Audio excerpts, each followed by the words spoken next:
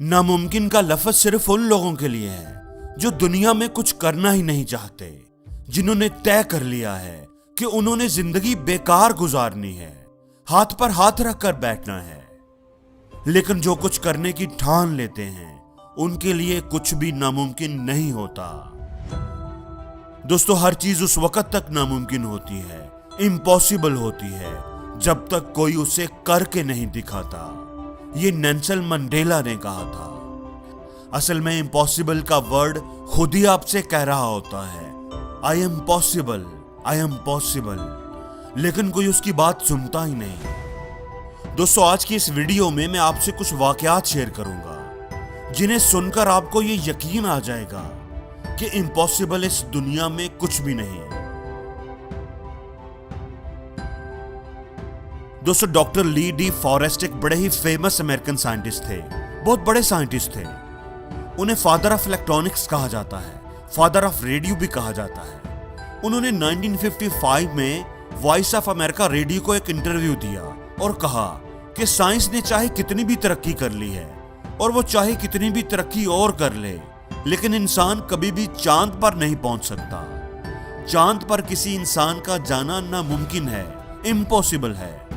वो कभी भी जमीन की ग्रेविटी से बाहर नहीं निकल पाएगा, वो स्पेस को क्रॉस नहीं कर पाएगा। लेकिन शायद उनकी बात पर किसी ने ध्यान नहीं दिया। वो इतने बड़े साइंटिस्ट थे और उनकी बात को शायद किसी ने सुना ही नहीं। और 1969 में नासा का एक खलाबाज नील आर्मस्ट्रांग ने नामुमकिन को मुमकिन बना दिया और चांद पर अपने कदम जमा दिए। और अब चांद पर जाना इतना आसान हो गया है कि कई कंपनीज स्पेस टूरिज्म की प्लानिंग कर रही हैं। मेरे डॉक्टर ने मुझे कहा कि तुम चल नहीं सकती, तुम अब जिंदगी में कभी भी नॉर्मल तरीके से चल नहीं सकोगी। लेकिन मेरी मां ने कहा कि तुम चल सकती हो, मेरी बेटी जरूर चलेगी, तुम जरूर चलकर दिखाओगी। और मैंने डॉक्टर की बात नहीं मानी, मैंने अपनी मां की बात मानी। मैंने डॉक्टर की बात पर ध्यान नहीं दिया, मैंने अपनी मां की बात पर ध्यान दिया।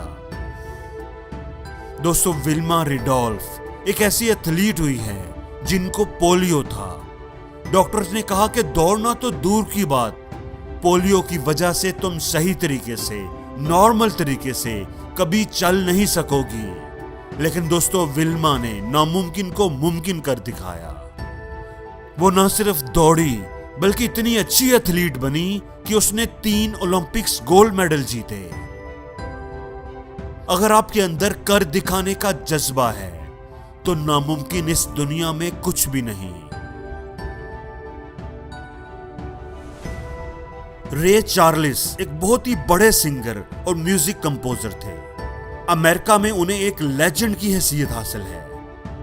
उन्होंने अपनी जिंदगी में 12 ग्रैमी अवार्ड्स अपने नाम किए। रोलिंग स्टोन मैगजीन ने दुनिया के 100 अजीम आर्टिस्ट की लिस्ट में उन्हें 10वें नंबर पर रैंक किया।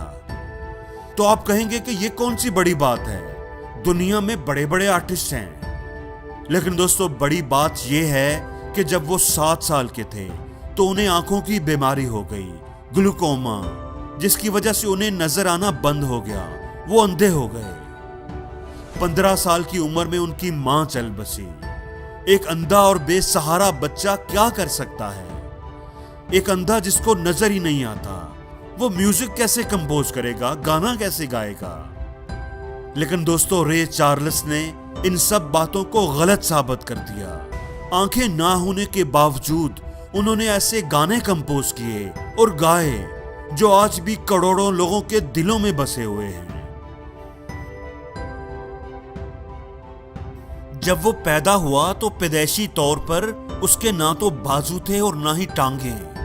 उस बच्चे की जिंदगी भला क्या होगी? लेकिन उस बच्चे ने खुद पर तरस नहीं खाया और ना ही किसी को खाने दिया। उसने ठान लिया कि मैं अपना जिस्म तो नहीं बदल सकता, लेकिन मैं अपनी तकदीर जरूर बदलूंगा। और फिर उसने अपने अज़म से दुनिया को हैरान कर दिया। दोस्तों, आज निक एक फेमस मोटिवेशनल स्पीकर हैं। उन्होंने 8 से ज्यादा किताबें लिखी। वो 40 से ज्यादा मुल्कों का सफर कर चुके हैं और मायूसी में घिरे लोगों में जिंदगी की उम्मीद बांटते रहते हैं।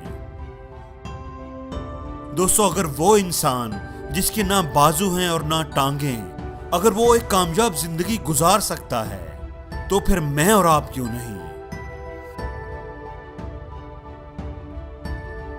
लॉर्ड केल्विन एक बहुत ही बड़े साइंटिस्ट और मैथमेटिशियन थे।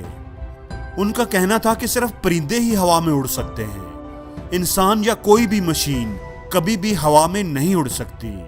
हवा से बाहरी चीज का हवा में उड़ना नामुमकिन है, इम्पॉसिबल है, क्योंकि जमीन की ग्रेविटी उसे अपनी तरफ खींच लेगी और नीचे गिरा देगी।